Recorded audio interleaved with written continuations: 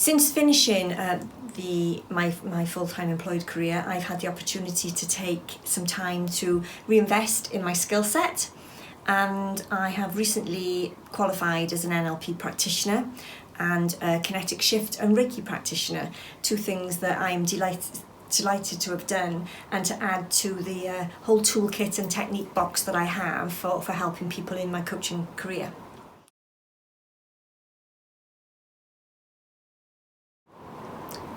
I don't normally set New Year's resolutions because in the past I've been notoriously bad at sticking to them.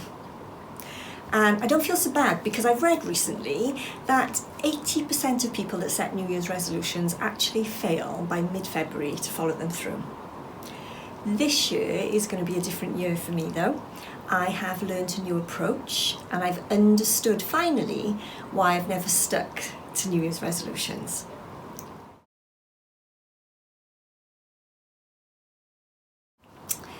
I haven't in the past.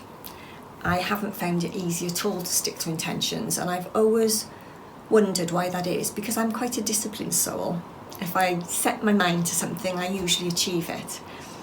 What I've realised is there's been an element of conflict when I've set the resolution or my intention, because I've not been really specific or clear about what I'm trying to achieve. More importantly, why I want to achieve it and what will be different when I get there. And I think that last part is so important because that's the piece that motivates you. If you can visualise how your life will be different once you've set that really clear goal, then I think all the more chance of delivering against it.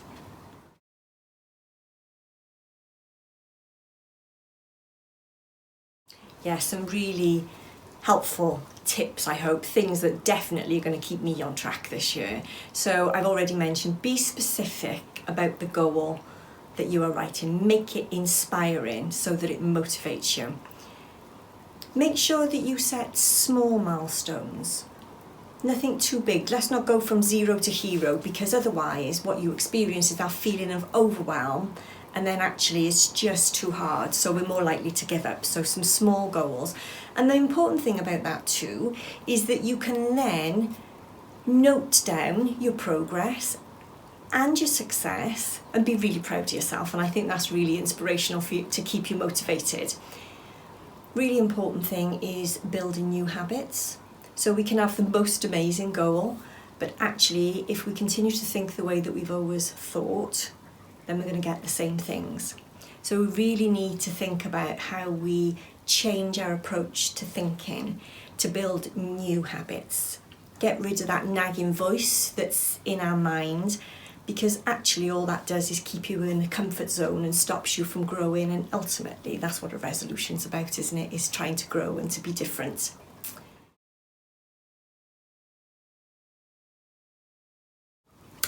The freedom to choose how I live my life.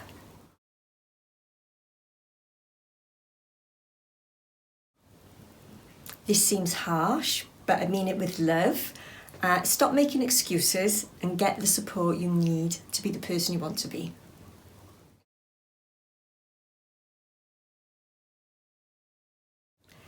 This one. This is something that I've started reading only over the last couple of weeks. It's The Power of Affirmations by Louise Stapley. Small little book, not too big.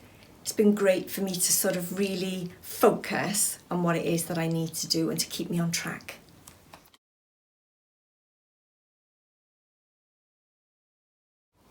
Being content with myself.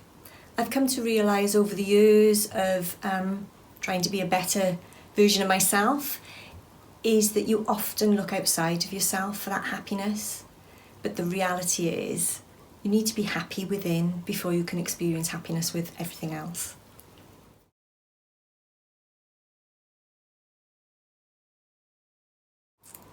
And the toolkit that I have as an executive coach, an NLP coach, a Reiki and a kinetic shift practitioner can help people with all aspects of their life.